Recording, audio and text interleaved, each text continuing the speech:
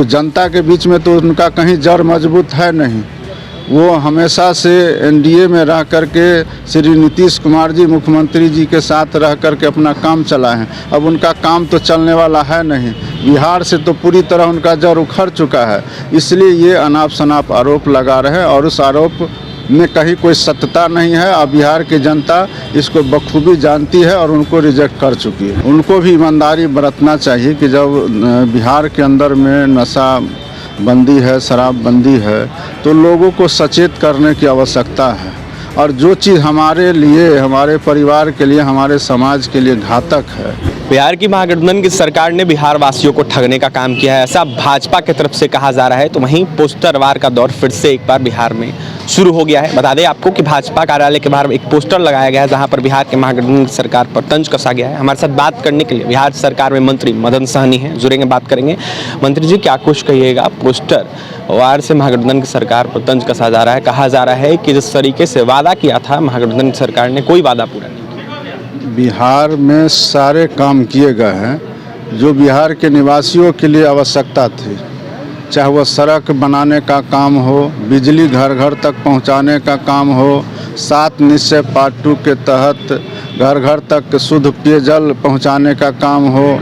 सभी काम किए गए। स्वास्थ्य के क्षेत्र में, शिक्षा के क्षेत्र में कितने टीचर की बहाली की गई, आगे भी टीचर की बहाली होगी। अभी आपको देख रहे हैं कि लगातार चयन पत्र, नियुक्ति पत्र दिए जा रहे हैं। तो ये तो 10 लाख माननीय उप मुख्यमंत्री जी ने कहा, माननीय मुख्यमंत्री जी ने कहा कि हम 20 लाख देंगे, जिसमें 10 लाख रोजगार, 10 लाख नौकरी देंगे। तो ये सारे काम तेज़ी से हो रहे हैं और लगातार हर महीने 2-4 नियुक्ति के लिए जो है निर्धारित किए गए थे। ये सारे काम हो रहे हैं। उसके बावजूद भी भारतीय जनता पार्टी को तो परेशानी होगी ना। जितना हम लोग काम करेंगे तो जनता के बीच में तो उनका कहीं जड़ मजबूत है नहीं।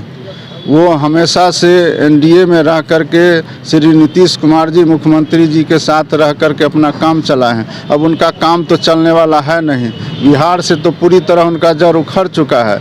इसलिए ये अनाप शनाप आरोप लगा रहे हैं और उस आरोप में कहीं कोई सत्यता नहीं है। और बिहार की जनता इसको बखूबी जानती है और उनको रिजेक्ट कर चुकी है। सारण शराब कांड को लेकर लगातार आरोप लगाया जा रहा है। कहा यह जा रहा है नेता प्रतिपक्ष की तरफ से कि जिस तरीके से सारण शराब कांड हुआ है ये नरसंहार है और नीतीश कुमार खुद ऐसा कर रहे हैं। नहीं, ये तो आरोप उनका पूरी तरह से निराधार है।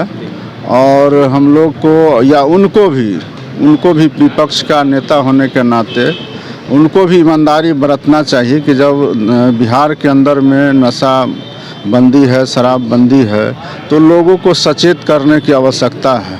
और जो चीज़ हमारे लिए, हमारे परिवार के लिए, हमारे समाज के लिए घातक है, जहरीली है, उससे तो दूर रहने का जरूर नसीहत उनको प्रतिपक्ष के नेता होने के नाते और एक जिम्मेदार व्यक्ति होने के नाते अवश्य देना चाहिए। नहीं को लोगों को बरगलाने की कोशिश करनी चाहिए। मुआवजा देने की मांग कर रहे हैं भाजपा के तमाम नेता। इसमें उस तरह का कोई प्रावधान नहीं है, तो इसलिए इस पर कोई बयान देने का औचित्य नहीं। अंतिम सवाल सर, लगातार नियुक्ति पत्र बिहार में बांटा जा रहा है युवाओं को, लेकिन भाजपा की तरफ से आरोप लगाया जा रहा है कि बस दिखावा किया जा रहा है। उन्होंने कहा 2 करोड़ प्रत्येक साल जो उन्होंने कहा था कि हम युवाओं को नौकरी देंगे, तो 16 करोड़ हो जाता है। 8 साल से है ना वो लोग। बताइए, 800 लोग भी बिहार के अंदर में युवाओं से पूछ लीजिए कि 1600 लोगों को भी नौकरी मिला है क्या? पहले इसका तो जवाब उनको देना चाहिए। बिल्कुल देख सकते हैं 8 साल से देखा जाए तो बिहार और देश में जो है भाजपा की सरकार है। तो वहीं जिस तरीके से भाजपा की सरकार ने वादा किया था, कहा था ये कि 2 करोड़ रोजगार हर साल देंगे, 8 साल हो गए, 16 करोड़ रोजगार कहाँ गया? मंत्री मदन सहनी थे, बिहार के जदयू कोटे से मंत्री हैं। मंत्री मदन सहनी का यह साफ कहना है कि भाजपा वाले बस ऐसे ही कुछ भी अनाप शनाप बक रहे हैं, बयान दे रहे हैं। बिहार की महागठबंधन की सरकार जो है लगातार कार्य कर रही है, युवाओं को रोजगार दे रही है। जो पुलिस मुख्यालय है उसमें 75,000 अप्रॉक्स जो है बहाली होनी है। तो वहीं मंत्री मदन सहनी ने यह साफ कहा है कि जिस तरीके से मुआवजा देने की बातें कर रहे हैं भाजपा के नेता, ऐसा कुछ नहीं है, उसका कोई प्रावधान नहीं है। क्योंकि देखा जाए तो जब शराबबंदी कानून लागू हुआ था तब यह कहा गया था कि कोई मुआवजा नहीं दिया जाएगा। तो वहीं मंत्री मदन सहनी का क्या कुछ कहना था आपने सुना है। और भी तमाम खबरों के लिए NBC 24 के साथ बने रहें। पटना से सहयोगी के साथ अभिषेक की रिपोर्ट।